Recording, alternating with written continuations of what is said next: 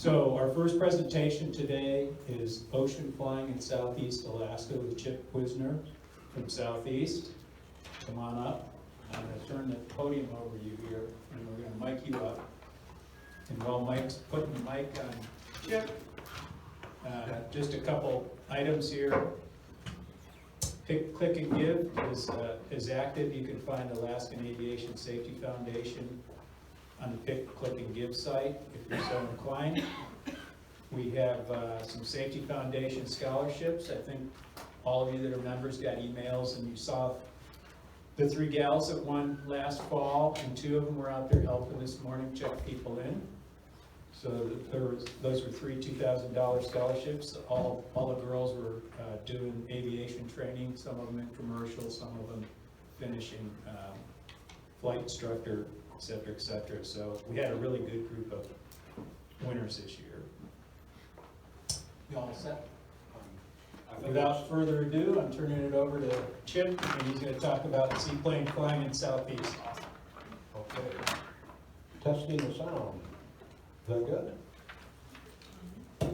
I have a story to tell. December 1958. The sign should say Federal Aviation Agency. My dad was hired with the FAA, the new FAA, Flight Service Specialist. I'm 5 years old in this picture. This is December of 1958. My brother's 8 years older than me. My sister's 6 years older than me. We just arrived from Motown. And we aren't smiling. 3 days earlier, I came off Northwest Orient Super Constellation, and I fell down the stairs and smashed out my 2 front teeth on the frozen ground at Anchorage International. So 3 days later, we're at Cape Yakataga. My dad had to check in at the Hill Building and do all his paperwork, etc. So we left the city where we had friends, sidewalks, bikes, wagons, corner grocery stores, schools, and the good humor man. And for this, the frozen Gulf of Alaska. 6 FAA houses, a flight service station, 2 garages for the monster snowplows, and a rec hall. That's all that was there. Yakataga had a 4,300-foot sod runway with runway lights, beacon, ceiling light, and I've been in Alaska aviation ever since. Oh yes, the DC-3, everywhere we went on the DC-3. C-123, Beach 18, the PBY, the Goose, the Convair, and the Albatross. Those are my favorites. Mom and Dad taught us school at Yakataga. And Mom always told us, look both ways before you cross the runway. And that's great advice. But when an airplane flew over, school was over. And I think that's why I love airplanes so much. Because I guess I didn't like school that well. So, anyway, all of us raced down to the field to see what they brought. Frozen chocolate bars, fresh milk, mail, and the Sears wish book. We couldn't wait. As always, us kids lined up following strict pecking order rules. I was almost last in line of the 10 or 12 kids that lived there. As I climbed up the stairs and onto the cabin floor, I noticed a card table set up. And there was this nurse in white uniform sitting at this card table. There were enough shot givers for each one of us. The crying began. So you either bear it or bend it, and it was horrible. So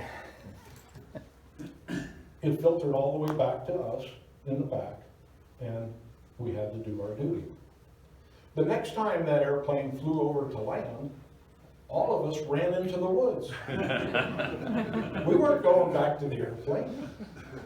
And then one of the oldest, it may have been my brother, said, don't the largest carnivores in the world live in the woods? And it was all of a sudden, all of us ran back to the airplane, like the Charlie Brown cartoon characters in a big dust pile. And we went back to the airplane, and that was that. So One flight for me on the DC-3 was November 7-6. When Annette Island closed, we had transferred to Annette Island. My dad was tower and flight service at Annette. That's where I grew up my whole life. I graduated from Metlakatla High School there. I went to see Mom and Dad before they went back to Detroit. Alaska Airlines, I was working for Alaska Airlines, so I called Ketchikan and I said, I need to get to Anchorage, and they said, we're full up and non-revenues are not gonna make this flight to Anchorage. Dad was working flight service at Annette. He said, there's an FAA DC-3 coming from Oklahoma City, and he's stopping here for fuel and going to Anchorage. So I got on that airplane, and what a great flight. Going across the Gulf of Alaska in the sunshine and with a great crew. But sadly, November 7-6 was burned up in the Revolution hangar fire in 1974, later in that year. So, the end of a great airplane. I worked for Alaska Airlines for almost 10 years. I started at Annette Island. Annette closed in 1973. We moved to Ketchikan. I transferred to Anchorage, and I was the loadmaster into Valdez every day. One of my favorite transport category airplanes. And then I transferred to Seattle. I went to maintenance training at South Seattle Community College. I learned how to fly. And when I had spare time, I played every golf course in Seattle at least twice. I went to work for TAC 1 Air Service Inc. out of Metlakatla for 18 years. I was pilot, mechanic, and then I was the director of maintenance. 29 single-engine float planes and 2 Caravan B models. And it was busy. It was fun. Ocean flying in Southeast Alaska. Again, good morning. My name is Chip Wisner. I will assume our audience today may be training as student pilots, student mechanics, private pilots with some hours, private pilots with years of experience, float plane pilots, seaplane ratings, on and on. And you may be thinking about getting your seaplane rating. And you may have it already. And I want to thank the University of Alaska for having this today. This is going to be a great experience for everyone. And I hope to have something for everyone. Now we'll talk about high-wing straight float planes. Hence, the Cessna 172, the 180, the 185, the 206, and the de Havilland Beaver. That is where my experience is. And the title Ocean Flying in Southeast Alaska, but there's other areas where this may be similar. And I would rather be in the air. And I remember looking at doing a charter one day out to a logging camp in this kind of weather in that airplane, looking out going, they're actually paying me to do this? I started laughing. I couldn't believe it. It was very exciting for me. And we have a ton of water in Alaska. There's water everywhere. And I'm very happy to be in a float plane. Sitka. Most communities have a seaplane dock or ramps. All in all, it's a challenge walking around and working on the docks. I have to be at a logging camp, and I have to pick up 2 people and get them to the airport dock in Ketchikan. It's 4 a.m. I have my coffee and I'm walking down the ramp, but in Southeast Alaska in the summer, the lowest minus tides are in the morning. So the ramp's straight down, it's green, mossy, I'm hanging on, going down the ramp, carrying my coffee. And I get down to the bottom, and it's crunch, crunch, crunch. And I'm gonna get the 185 and push it in the water. And the sounds of low tide. Everything's alive. You can hear everything. And how peaceful the morning is. And all of a sudden, rah! a great blue heron standing on the end of the dock. And I spill my coffee all over me. So I'm off to a great start. And the cats, the bats, and the rats, they're feeding, they're running around the docks all night long, and they're actually excreting everything that they've been consuming the last few days. So that's what the crunch is for. And I know John's gonna talk about corrosion here in a little while. And that dripping down from your boots onto the rudder pedals and the rudders and the cables and the bird cage is a bad thing. So awareness, that's what I can say about that.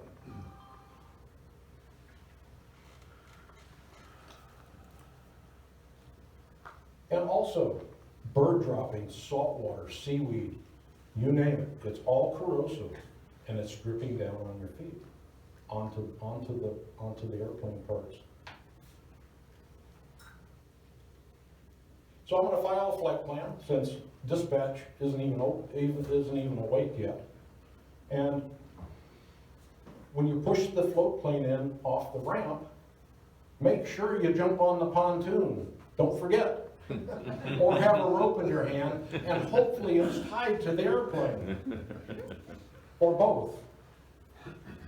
So, I push the airplane out, I slip on the green moss, I fall down, and there goes the airplane. It's 4 in the morning, there's nobody out there to help me. I have to run back up the ramp, down the street, down the beach, and get it before it goes underneath the pilings.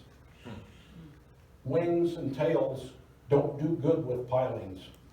I'll guarantee you.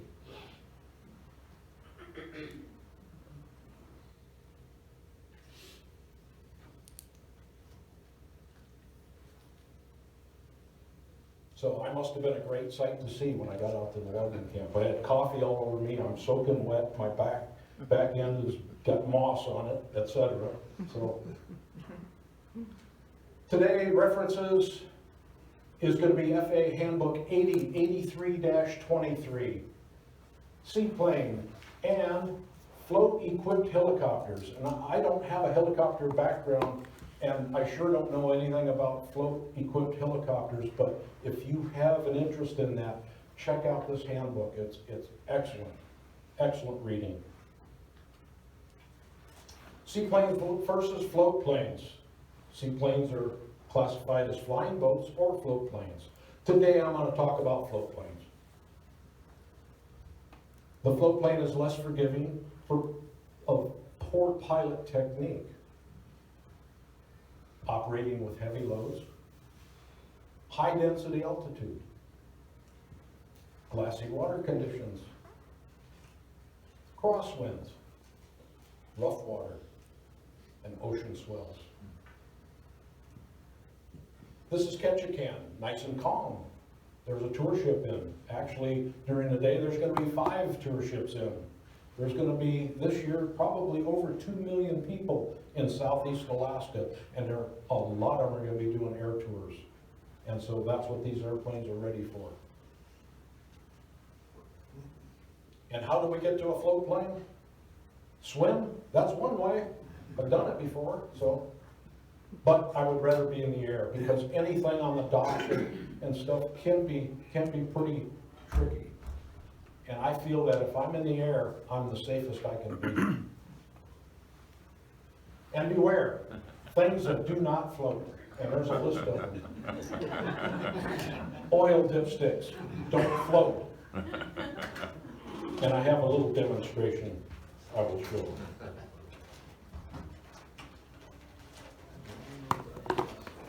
And here's my dipstick. So I'm a private pilot, single engine land. This is how I check the oil. But now I'm a seaplane pilot. I'm a float plane pilot. That's how I'm checking the oil. Because if this dipstick goes over, I'm going with it. And at some of the docks in southeast Alaska, it's 85 feet deep. And once it starts rolling over, it goes into the abyss. And the Pacific Ocean is the largest and deepest ocean on the planet. So And I think in the year 25, they're gonna find this and go, gee, I wonder what that was for.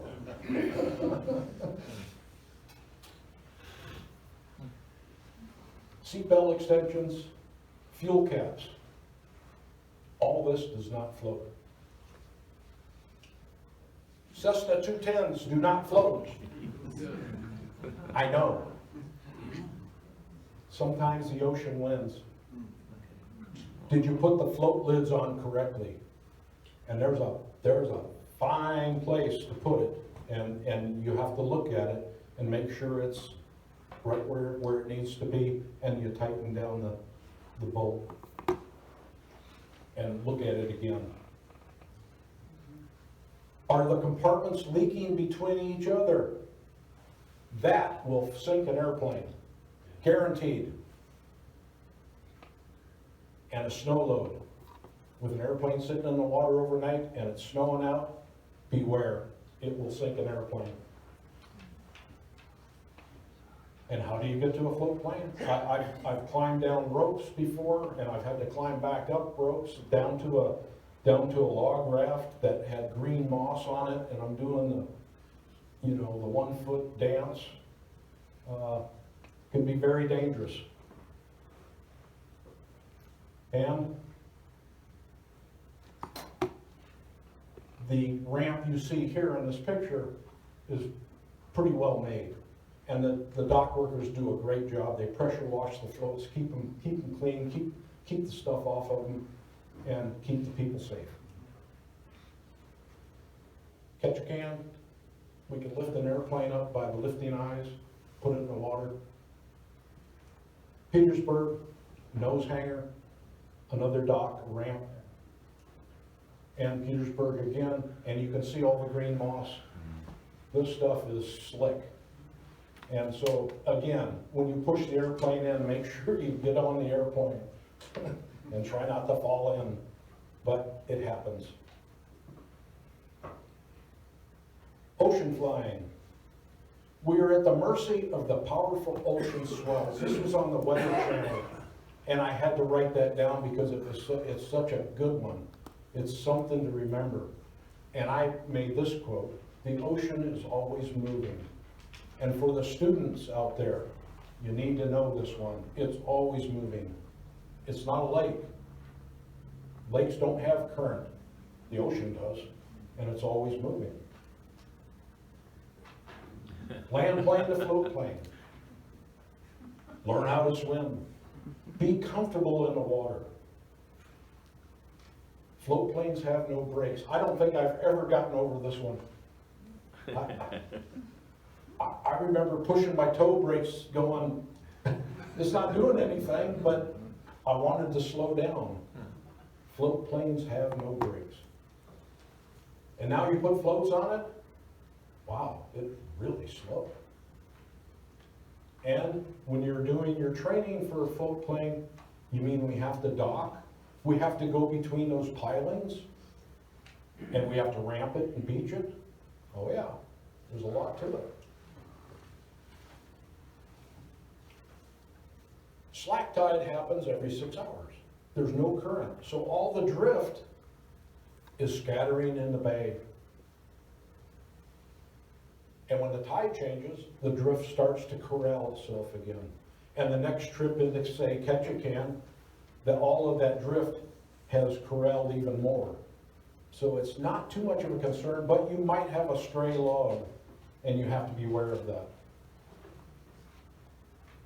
My personal minimums, federal aviation regulations. I want to add a few hundred RPM to get the bows of the floats out of the water and get the prop out of the water, and then a gradual adding of full power. I've heard pilots out there go from standing still to full power, and the whole ocean just went through the propeller. And I usually have words to tell them at that point, if I hear that or see that. I want full flaps gone after I touch down, immediately. In gusty conditions, they're gone.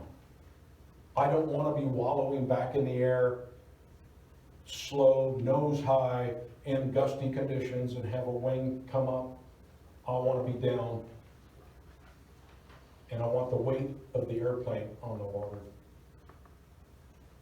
And those boat swells are coming our way. Foss Tug is coming, and he's throwing a swell this big, and that will break an airplane. So how do I cross them? I usually tell the passengers, we got swells coming, and I don't want to take it sideways. That could dip a wing. I don't want to take it nose on, because you could bury the engine and propeller in the water. So I'm going to take it at 45 degrees. And that's about the best way to approach that.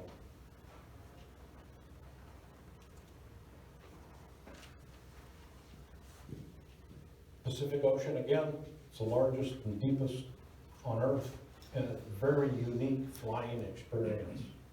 I flew year-round, and it's cold during the winter, freezing spray, freezing salt water on the floats, and salt spray, and bays and inlets are freezing. The logging camps usually are starting to shut down at that time, but still a lot of that water, the fresh water running down into the salt water, is frozen. So you have to fly over the area. And we preach that.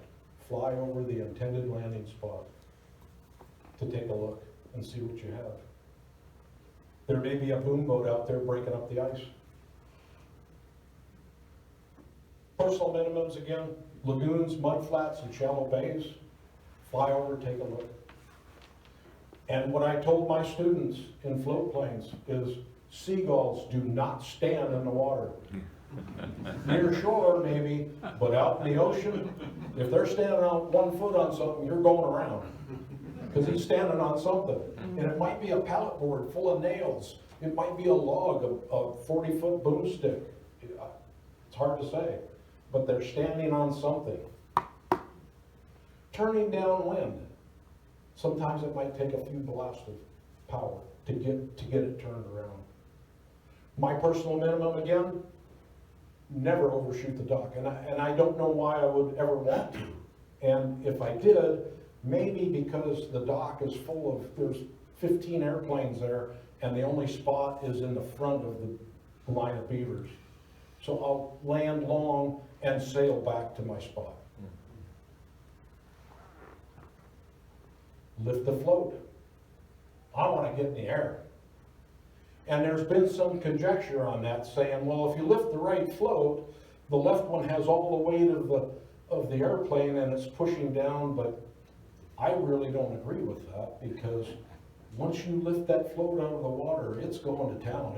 It's gaining speed every split second. And then you lift the left float and you're in the air. It could really be a benefit. And there's days when you don't know where the wind's coming from. Pretty simple. Pull up the water rudders and just wait. See which way it turns.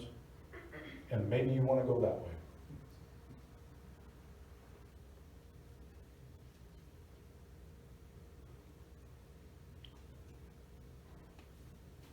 Rigging the water rudders.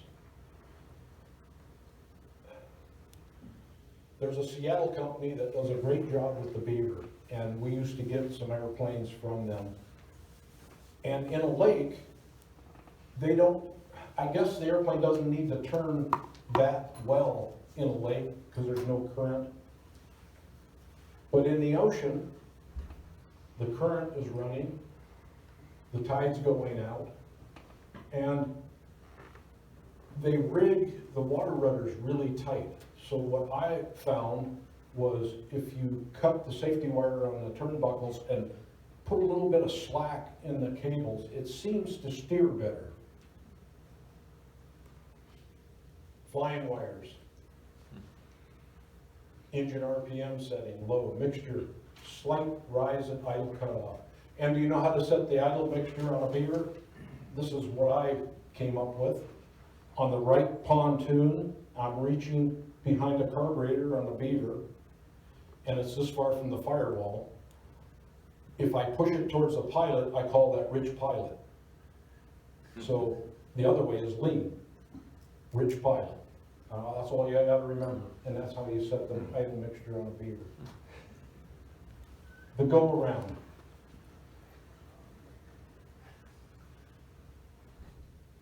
Important to go around, should be straight forward, no obstacles.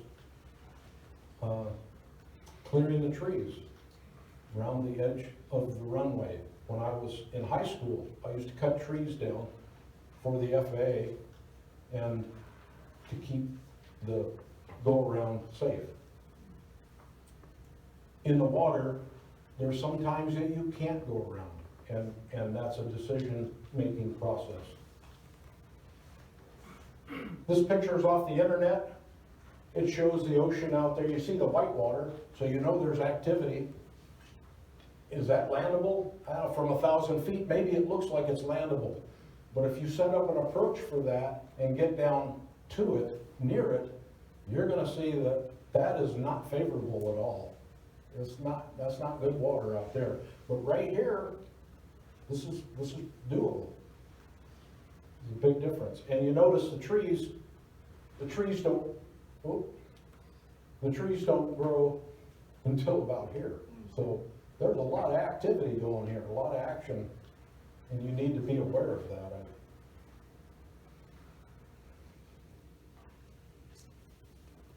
Rivers, get expert instruction. And I did enough rivers to know I don't want to do rivers. There's just too many unusual variables. Stumps, trees, you can't see the water, you can't see the depth. Sandbars, where are they? Oh, I just found one. Yeah, you just ran into a sandbar, now you're stuck. So rivers can be very demanding, and they're turning and churning, and a lot of things are going on. So as a new seaplane rating, your friends want you to take them out to their cabin there on some swift river, I would talk to some local air taxi operators and get some instruction or something, because that can be very tricky. Again, approach the land, but don't land, just to take a look at the ocean. I used to go to fish traps on Annette Island. The natives had fish traps, and we had to pick up their people and drop them off, and I would do that quite often to see if it was even landable, and I would tell dispatch, can't do it. And she says, okay, they'll have to send the boat out. So, yeah. Land in the middle of a lake. I see that on TV commercials once in a while, and I shake my head. That's too far for me to swim. I don't want to do that. I'm going to land near shore, but be careful with landing near shore, especially in glassy water, because of the shadows, the reflections. You may have trees that are falling down, and the reflection of it, it doesn't look like that. So beware about too close to shore, but near shore would be maybe the best approach.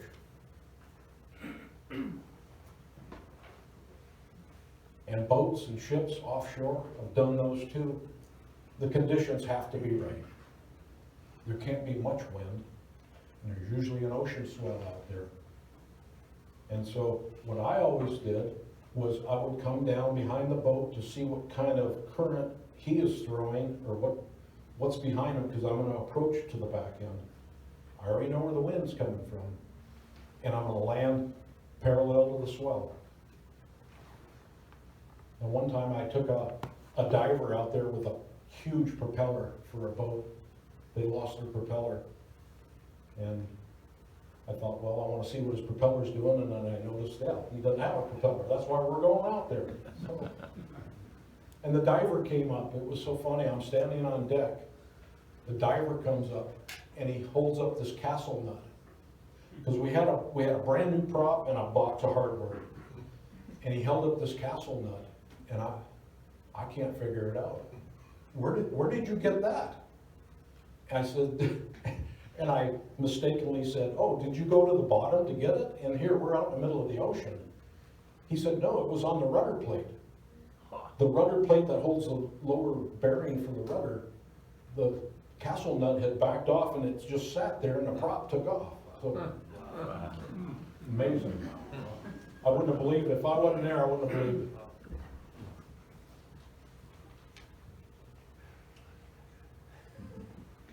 And Mike, you know, any of my presentations, I have to talk about human Absolutely. factors. I always have to. Absolutely. Awareness. And that's what this is about. It's just about awareness, knowledge, fatigue. That affects everybody. Pressure. Where's the pressure coming from? The company? The passengers. The passengers will put pressure on you, believe it or not. And the biggest pressure is me. I'm trying to do the best job I can, and I'll put a lot of pressure on myself, and maybe that's not good. Which brings stress. Some stress is good. I know they told me I've got a lake trip at night, and when they say night in a float plane, they mean after dinner. So I know that that lake is going to be glass. I know that lake is going to be pitch black. So I'm building up my stress level for later in the day, because I know what I'm going to see. And that helps me get on my game. Too much stress is not good. When you're doing students, you know, you're giving them a ton of information in that hour of training, and you have to put yourself in their shoes for a minute and think, what kind of stress are they going through? Are they gonna freeze up on the controls right when you don't want them to? Things like that. Again, we're talking awareness. Norms, distractions. Distractions are dangerous in everyday life. Driving a car or getting in the shower in the morning. If you get distracted, bad things can happen. Communication. We want excellent communication in everything we do. And poor communication can cause accidents, and it can ruin companies. So anyway, that's just a little overview of that. Assertiveness, teamwork, resources, complacency, and all the others. On a trip to Metlakatla, is there a place to land? Oh yeah. There's a little bit of swell, you can see it. But there's not much wind. And landing is, should work. Fatigue, again, it affects everyone. And I saw an ad the other day for a place in Anchorage was looking for dock workers, ramp agents, and van drivers, and my first thought was, are they gonna give them training? Are they gonna have safety courses? We don't want a new young dock person or ramp agent walking out into a propeller or a tail rotor. That is not gonna happen. Training is the way to avoid that. And safety meetings, safety courses, maybe once a week. I was the director of maintenance for TAC 1 Air when I quit commercial flying for 29 single engine float planes, and I had 25 mechanics. We had a safety meeting every Monday night before Monday Night Football, because I'm never gonna miss that. So this meeting has to end before whatever time. It was mandatory. Everybody had to be there. And if it was a day off, we paid them overtime to be there. That's how important our safety meetings were. And I believe in that. I usually brought up subjects like the FAA was here last week. This is what they had for us. Everybody knew it. I would have my shop foreman do a presentation to everybody on slick mags. What do you do at the 500-hour inspection? And we would all be there. And it was, like I said, mandatory. And I think it was well rewarded. Pilot versus fatigue. That's an issue. And signs. Missing traffic alerts. Needing the wind or the altimeter repeated again. Clearance readback poor. Things like that. Looking for traffic, and all of a sudden your actually eyes are focused on the back of the windscreen. It's like, wow, is that fatigue? Maybe. Air traffic control specialist. I remember my dad, he didn't complain about much, but sometimes when he had to do the quick change from midnights to days or whatever, it was, as he got older, it was a toll on him. So I remember he complained about that a few times. Mechanics versus fatigue. In the float plane world, mechanics are up and down all night long.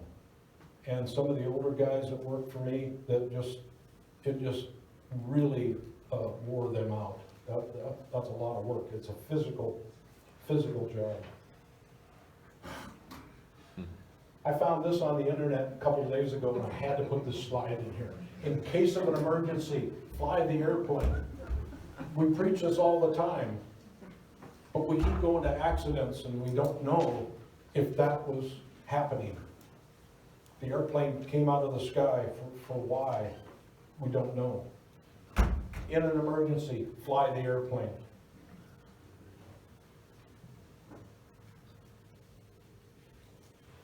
Typical catch can, rough, choppy, and tons of boats. Tour ship anchored out there, you're on the approach, you're getting wind on that boat, and behind it, you're getting the burble. It's rough. And then you got little boats out in the bay, out in the harbor. They're everywhere. In the summer, they're everywhere. And the boats aren't looking for airplanes. They don't have a clue. But from the airplane, you've got a bird's eye view. Am I going to beat the boat? We're going around.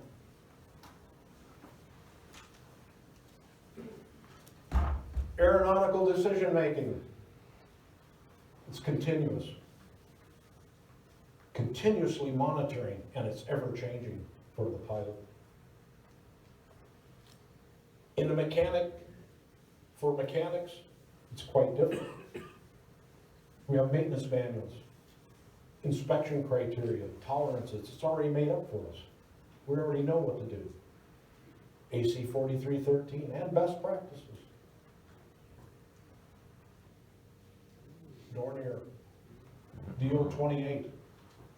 That's one of the coolest looking float planes I've ever seen, and I had to take a picture of it. So,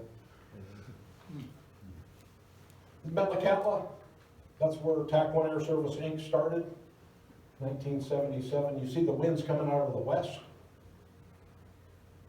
I'm walking down, I'm up on top of the dock, I'm walking down to take a flight. I'm doing my pre-flight. I already looked at the status board in the office. I know when the annual's due on this airplane. I know when the life vests are due. I know everything about it. I know that it's in current status. These airplanes have the flush fuel caps. You remember, the ones that let fuel out and water in? They're perfect. Get rid of them. Is there fuel stain coming off of them? Is there green or blue stain coming off of this? You've got a leak, something's going on. That needs to be fixed. Do you have spinner sag? Your engine mounts are shot. They're oiled up. They need to be changed. And one way to combat that is to change all that on an engine change. Everything's new. And engine controls as well. So we don't have to deal with it. And the engine controls will break. Just out of the blue, they'll break. So those are always changed, in my opinion. I change them all the time on an engine change. Question? Yes? Did you say spinner sag? Spinner sag. The spinner, it can actually rub on the lower cowling. When those back engine lord mounts are oil soaked or torn or damaged, the front of the engine is pulling it down. And you'll see marks. You'll see marks. So then this thing's up on the ramp, on a pre-flight, I'll grab the blades and shake it up and down, make sure it's tight. And if you're ever in a float plane and you go to idle cutoff, come into the dock and you hear a knock, knock, knock, knock, you've got a broken engine mount. Yeah, needs to be looked at. So that pontoon's lower than the other one. What's going on? This is my pre-flight. I'm walking down. I'm looking at this going, oh, that's right, the dock guy and I just put 15 gallons of fuel in the left wing. That's probably it. But I might look in the fish box. I'll do a couple of samples and we might be good. And we're fueling out of drums. We've got two huge fuel filters. And like I've told the dock kids before, if this was a 4-engine bomber, my dad flew the B-17 in World War II, the blessed event. And I told him if I had a 4-engine bomber and you gave me bad fuel, it wouldn't matter how many engines I have. It ain't gonna work. And when I load up all my passengers and I turn this airplane into the wind, hopefully by the time I get in that plane, I can start it and get away from the dock. And if I don't, it's gonna drift over here right up against the ramp, going in the water, and there's old hardware, there's anchor chains, there's all kinds of nasty stuff. You don't wanna drag the pontoons over. And it's nice to have a helper hold you out into the wind, but it may not happen. If I'm taking this airplane, the minute I let go, it's spinning around. It's going into the wind. Again, awareness.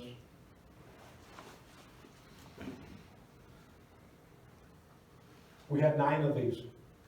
If you've ever heard 9 piston otters take off at the same time, that is one sight to see and one to hear. And in July, I remember I'd be splitting firewood on the weekend and 9 otters would go over, and I would listen to every one of them. And then I'd hear one popping, and then he'd turn around and go back. That's the otter for you. But a floating hangar, typical. This is a very nice one. The door goes down in the water. They run it up on the Teflon runners all the way into the hangar, and then they can close the door at night. It's first class. And a lot of people have hangars, floating hangars. And floats again, we have to paddle to shore. Oh, and get rid of the paddle. Paddles don't work. Use an oar. Only an oar. You push off the bottom, off the rocks. Before you get onto the rocks, you gotta push, and a paddle won't work. A paddle will break and you're going in swimming. And how do we check the oil? Again, for a float plane, there's marks, there's X's on the back. And how did I know that? Somebody told me. I'm sure of it.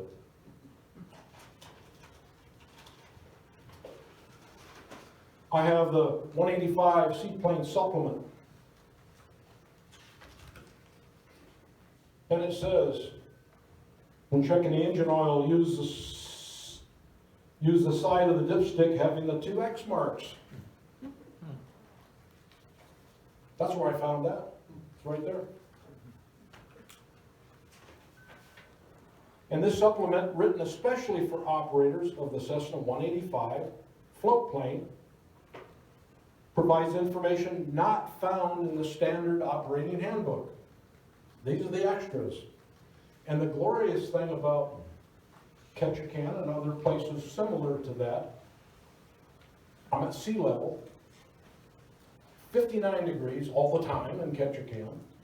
It's everything I'm doing is exactly by this book. It's amazing. And also a tide book in the glove box. Pump the floats, really. And it's blowing and it's rough.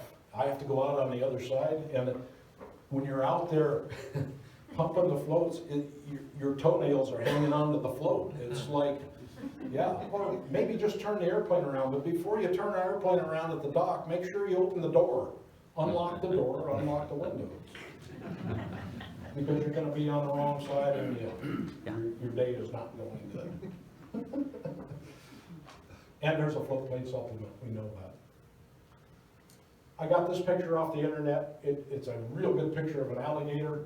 I was doing this for the Seaplane Pilots Association, and those folks were from Florida, and I mentioned alligator, and they thought, oh, there's an alligator on the ramp. That's the one with the big teeth. No, there's an alligator right there. And it's kind of a misnomer of a picture because otters, you don't pick up otters with an alligator. The spreader bars and the structure are not made for that. You put them on a trailer. Twin otter, beaching gear. The bigger floats have beaching gear, and it's a pain. Somebody's gonna get wet, somebody's going swimming, but it is a way to get the airplane out to do maintenance, especially to get to the belly and all the other stuff. It's a big airplane. Otter goes on a trailer. And me as the director of maintenance, the guys would come in and say, do you want this thing on the floor in the hangar? So we had to back the trailer into the hangar, hook up the brackets, and lift it off the trailer, set it down on the ground. And I'll say, what do we have to do to it? Oh, he's got a radio problem. No, let's work on that problem, sign it off, and leave it on the trailer and put the engine cover on it, tie it down. You know, there's other airplanes we're gonna need spotted on the floor. Again, as a mechanic climbing up, that is just a lot of work, especially you get up there and you go, oh, I got the wrong wrench, or I needed something else. You gotta climb back down. That's a lot of work. Ramps. This one's got the engine cover on it. It's got the seat belts holding the elevators back, and the ailerons, they're snug, and it's tied down, ready for the worst weather known to man.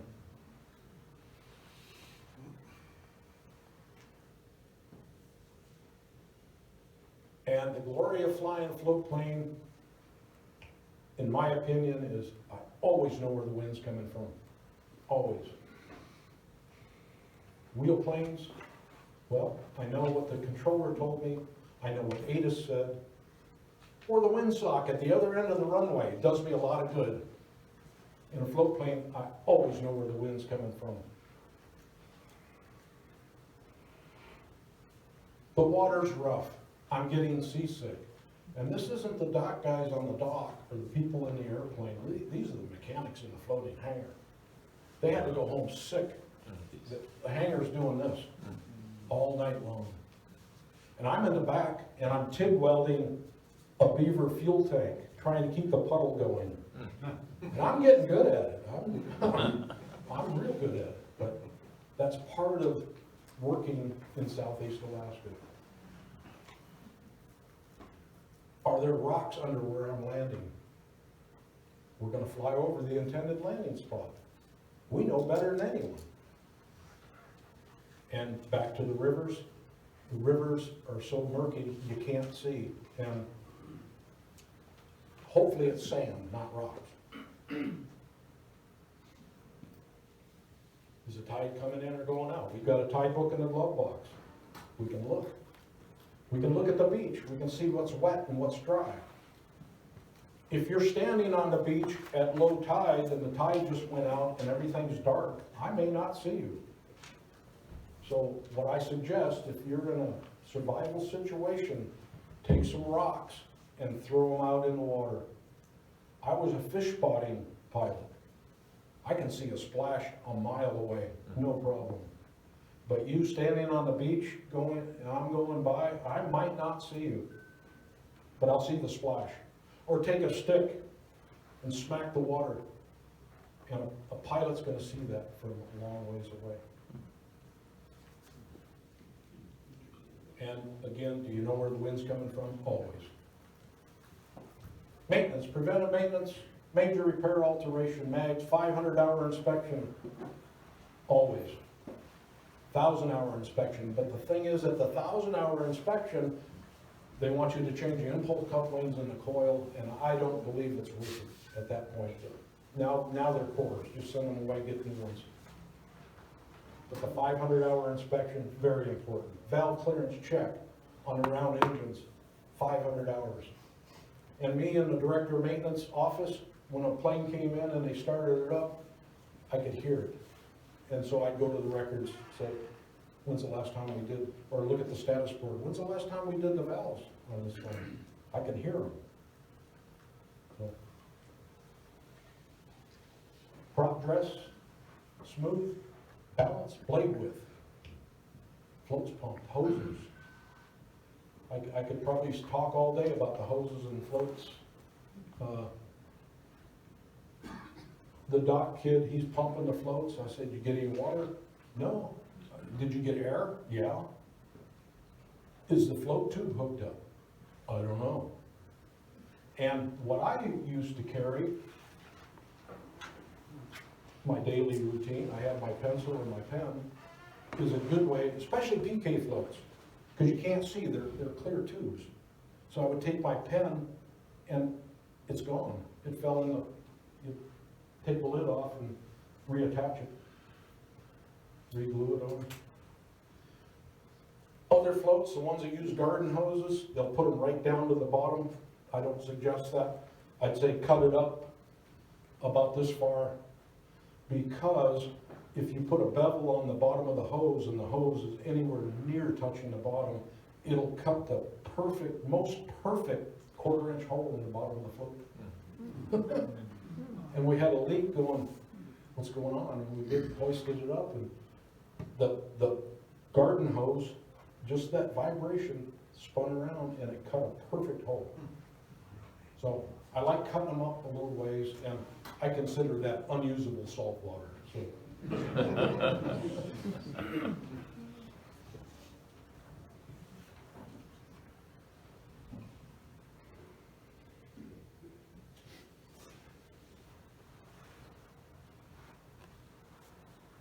A pilot squawk. Airplane using more water than before. What's going on? Is there a pontoon full of water and you just can't pump it out or didn't pump it out? Check the blades, the propeller blades. Are they getting pretty thin? The performance now is down and they're trying to get out of a small lake with a load. Yeah, there's some decisions that are gonna have to be made right there. I'll have to say the 206 is my favorite airplane, especially on the 3430s. I love the airplane. It's a great performer. More of my personal minimums: wings level, straight ahead, into the wind, if possible. And are you going to lose control of the aircraft by trying to get into the wind? Well, I hope not. And do not hit the water going sideways. They don't work. Airspeed, airspeed, airspeed. And then back to crosswind landings. And fly the airplane, VY. And if you're going around and you end up not using VY but VX every time, you have to think and question yourself on what kind of situation am I getting myself into here?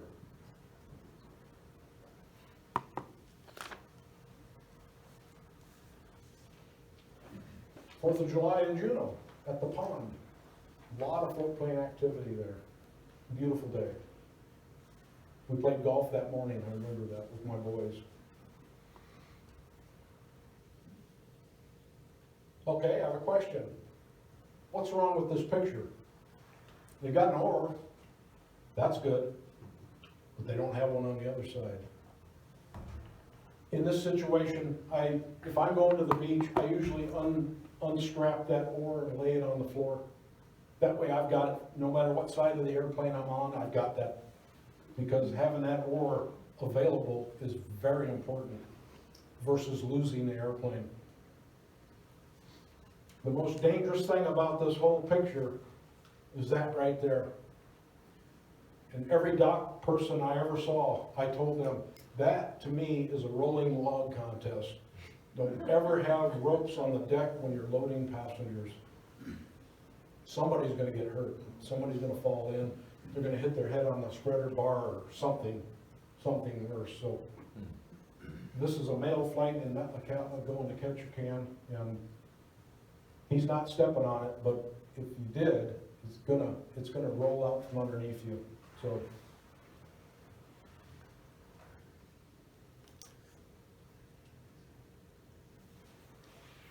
And I remember Mac and we had both 185s, we had to be somewhere at 7 in the morning. We were down there, it was February, everything's frozen solid. His airplane's in the water, his truck's not there. And I'm thinking, where is he? Wow, I gotta get going, it's 7 o'clock, I was told to leave at 7. I asked dispatch, I said, where's Mac? Oh, he fell in the water, he had to go home and change. It was because of the paddle. I asked him later, I said, what happened? He said he's pushing off with this paddle and the thing broke in half and went in February. That's survival situation, you know, but I didn't know. I mean, the airplane's sitting in the water and he's not around, I didn't know anything, so. Leave the door open, I'll take, taxi out. That's the last thing I did in the float plane is close the door and seatbelt.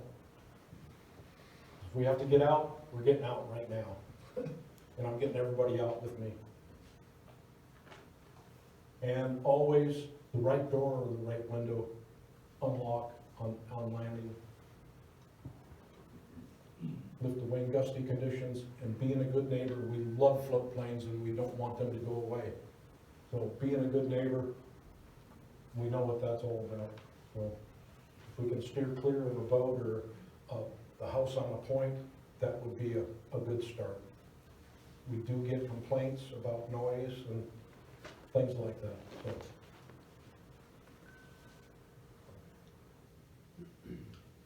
Serial number 001, 8,000 amphibs. When that came home from Minnesota to Ketchikan, Jerry Scudero, the owner, tells me the price of those floats, and I went, that's more than my house cost. Wow. Remarkable machine, though. Remarkable. And a question. Other than the primary flight controls, what's the most important part of an airplane? The pilot. Right on. And I heard engine. I don't need an engine to fly an airplane, never have. It would be nice to have an engine as I'm climbing out of a lake that's got 100-foot trees, but the thing is, I'm not gonna try to climb 100-foot trees. I'm going through the slough. I'm lining up for that slough, that's where I'm going through. And if I can climb above it, that's great, but I may not be able to. And you're absolutely right, the pilot seat is the most important part of any airplane other than the primary flight controls. And if we want to use the example of a glider, we can. If you lose the pilot seat, you could lose the control of the airplane, no doubt about it. Rotors, rails, seat stops. We have secondary seat stops, do you? If I had 2 passengers coming down, I'd say, who'd like to sit in front with me? And the other one is sitting right behind me. That's how I did it. Because if the seat breaks, and when it breaks, and I'm talking rough water, I'm talking ocean, the seat might break, they're gonna hold you up.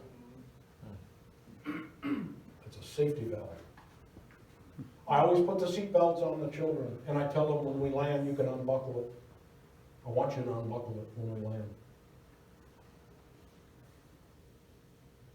And while waiting for passengers, I've got one eye on them, trying to size up where I'm gonna put this load, and I've got one eye on the seat rollers, the seat stops, the seat pins, and the old Cessnas, you remember those, only had one seat pin. I modified a lot of those to do a double pin, but I had to change the rail, because the rails didn't have any holes in it on one side. So I had to put rails with holes in them, and did the double lock pin. And when you're sitting in the seat, I found myself doing the wiggle waggle, making sure I heard 2 clicks. and that they were locked. And we did have secondary seat stocks. Very important. And a good thorough briefing always. Heavy pilots, lose some weight.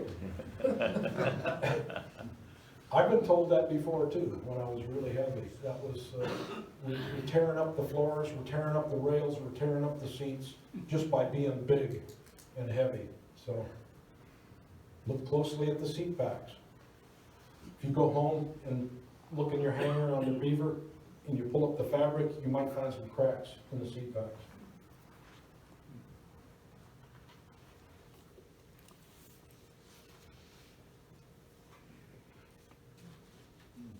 Going places where nobody's ever been before. That's pretty exciting. And back to landing in the middle of the lake, and I understand lakes that have houses all around it, there is abatement rules. Renton Aviation, that's where I learned how to fly. There was a zone, a place to take off and land because there was, Mercer Island had all the houses, and yeah, there are certain places that you have to abide by. But here, there's nobody there, so. To land or not to land? Well, to go around. Just because you're clear to land doesn't mean you have to. Practice the perfect go around. My flight instructor in Seattle, I remember him saying, there's a deer on the runway. I said, what? There's a deer on the runway. I don't see a deer on the runway. There's a deer on the runway. Oh, you want me to go around? And so I asked him later, I said, why didn't you just tell me, go around? It would have been much easier. Fly the airplane, again. Aviate, navigate, communicate, always. Currency versus proficiency. Can you always go around? Maybe not, that's a decision making. You need to decide early on. Currency keeps you legal, proficiency keeps you safe.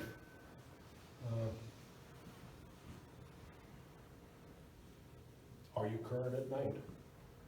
And average hours per year for private pilot, I used to know some figures, I'm not sure what that is anymore, but the more you fly, I think, the more better off you would be. If you're going into commercial flying, and I'm talking single engine land, and now you're gonna go get a seaplane rating, and you're gonna go into commercial flying, some things that I've learned over the years, casual hand movements, nice and easy. Put the passengers at ease, put them to sleep. And there's some pilots I've flown with that I couldn't even keep my eyes open. They're so natural at just being just smooth and natural, and that's important.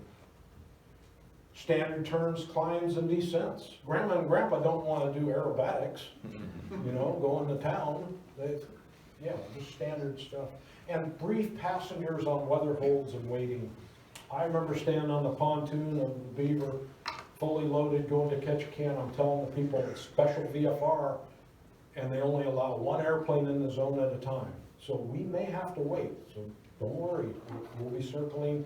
I'll be backtracking a little bit, and then we're gonna get clear to go into the zone. So I think it's important for them to know. We don't want them to worry or to be afraid. Attire, Southeast Alaska, and like they say, dressing in layers is very important. I had a plaid, of course, plaid long sleeve shirt, but I had a plaid overcoat with an outer shell, and in the Velcros I had a mirror, I had a whistle, I had paper towels, I had lighters, I had all my stuff with me. On my belt, I always wore a Swiss Army knife, always. Especially going to the movie on a Saturday afternoon, I had my toothpick with me. That was important. So, Waffle stompers, boots, be careful on the extruded combing, the one with the U-channel. I know my knees ache sometimes, and I think it's from wearing waffle stompers with those floats. You'd step on there and you would turn to jump off onto the dock, and somehow you would twist your knee because those waffle stompers would wedge themselves inside that track. Just a tidbit, I guess. So what I found that I usually wore were, I think I got them from LL Bean. They were boat moccasins for like a sailing yacht, and non-slip. They were perfect. I could kick them off, and I could strip down and jump in the lake when it's 80 degrees, get back up, get dressed, and go back to town. The boots, yeah, sometimes if you're going to a beach, it's nice to wear the extra tough boots, but anyway. Year round and flying in the winter, I like the Sorel with the inserts and long johns and the ear flaps on the hats and things like that, and gloves. The good old piston otter. You can see the side cowls off. I think the exhaust pipes fell in the lower cowling. That's kind of a standard with the otter. Has one exhaust bolt, or one exhaust stud, and it's held on by that, and it's a taper fit, almost like a Harley Davidson. And when the pipes fall off, it makes a racket, it'll burn the cowling, and all kinds of problems. And there's one way to fix a piston otter, and this is the only way I know how to fix a piston otter. It's that.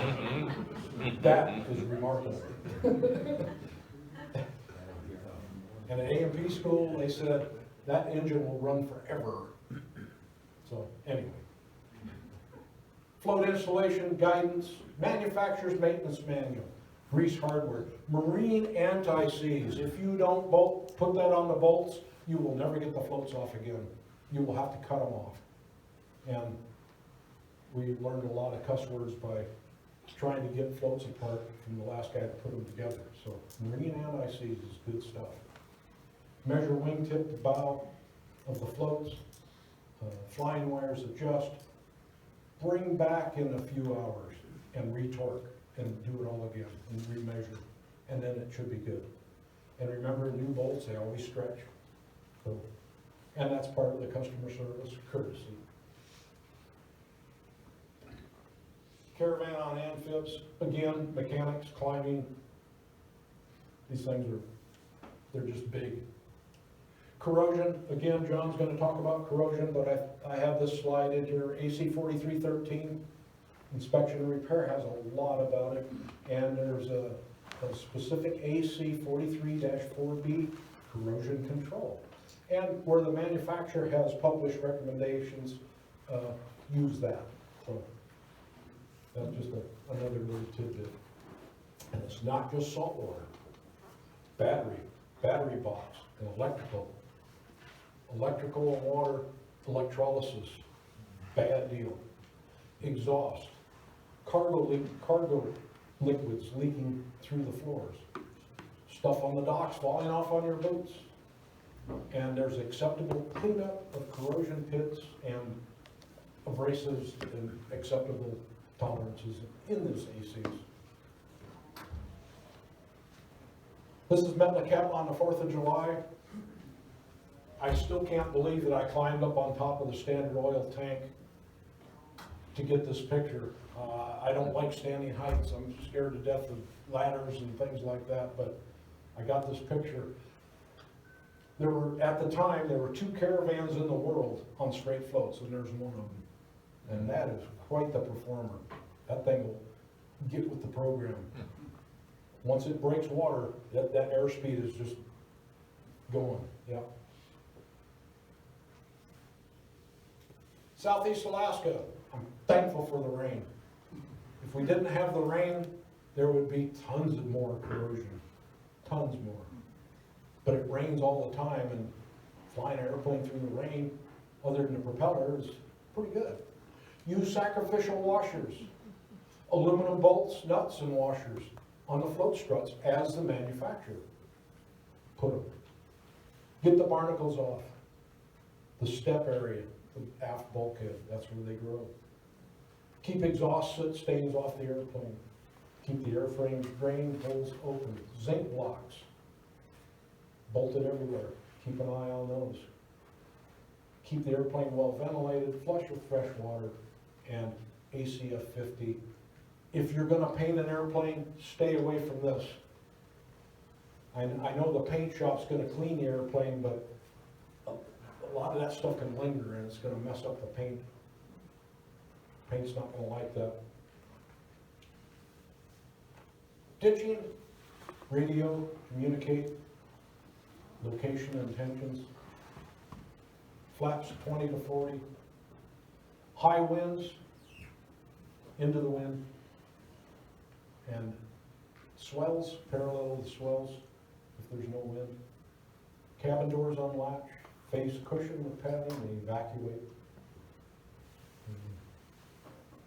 If you lose an engine, find your space to land now.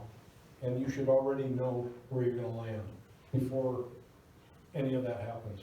You've already got an idea, there's a lake over there, but if you lose the engine, you better turn to it right now, and then do all the other stuff.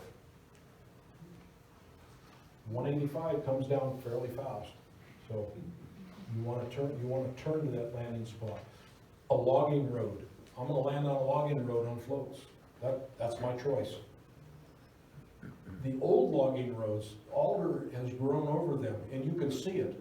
You can see the old roads, and taking it down through alder might be an option, because I'm going to fly it down to the ground. Absolutely. And into the wind if I can. Doors. Well, I don't know if you want to hear about this one. Do they fit? They used to fit, but they don't now. What happened? Hard landing. Look for the signs.